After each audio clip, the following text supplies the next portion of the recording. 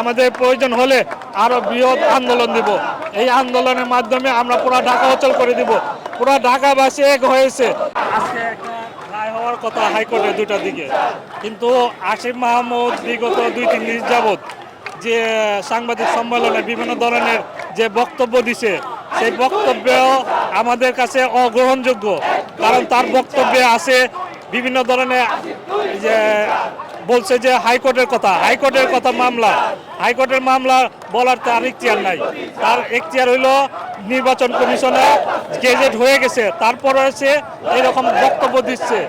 আর এখানে যেহেতু একটা মীমাংসিত বিষয়ে আপিল হইল না হইল এটা বড় কথা না। আমাদের সময় আছে না নাই এটা বড় কথা না। এখানে গেজেট হয়ে গেছে, হাইকোর্টের রায় হয়ে গেছে। মেয়র ইশরাক হিসাবে নির্বাচিত হয়েছে ঢাকার মেয়র। আমরা ঢাকাবাসী একত্রিত হয়ে এই মেয়র ইশরাককে তার আসনে অধিষ্ঠিত না হওয়া পর্যন্ত আমরা এই আন্দোলন চালিয়ে যাব। এই আন্দোলন আমরা আরো জোরালো করব।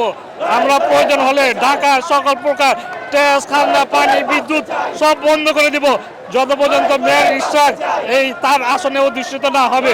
মেয়র ইশরাক আমাদের ঢাকার মেয়র নির্বাচিত, সে জনতার মেয়র। হাইকোর্টের রায় প্রয়োজন হয় না, সে জনতার মেয়র। যে জনতার মেয়র হিসাবে নির্বাচিত হয়েছে, আমরা জনগণ চাই তাকে আমরা এই মেয়র পদে বসাবো। আসিফ মাহমুদকে আমরাই তো বসাইছি, এই জনগণই তো বসাইছে। সেক্ষেত্রে আমাদের আসিফ মাহমুদকে আমরা বসাইছি, সেখানে আসিফ মাহমুদের জায়গায় আমাদের জনতার মেয়র নির্বাচিত একটা হাইকোর্টে মীমাংসিত রায় হওয়ার পরও, গেজেট হওয়ার পরও তাকে যেহেতু তার আসনে বইতে দিতেছে না, এটা একটা অসাংবিধানিক একটা রায়। আমরা চাই যে আসিফ মাহমুদ অচিরে পদত্যাগ করুক, তার জায়গায় মেয়র ইশরাককে বসিয়ে দেওক, আমরা তাহলে ঘরে ফিরে যাব। তার আগে আমরা এই ঘরে ফিরে যাব না। আমাদের প্রয়োজন হলে আরো বৃহৎ আন্দোলন দিব। এই আন্দোলনের মাধ্যমে আমরা পুরো ঢাকা অচল করে দিব। পুরো ঢাকাবাসী এক হয়েছে, যতক্ষণ পর্যন্ত আমাদের ইশরাক মেয়রের পদে বসবে, যত পর্যন্ত না বসবে ততদিন পর্যন্ত আমরা এই রাজপথে অবস্থান করব।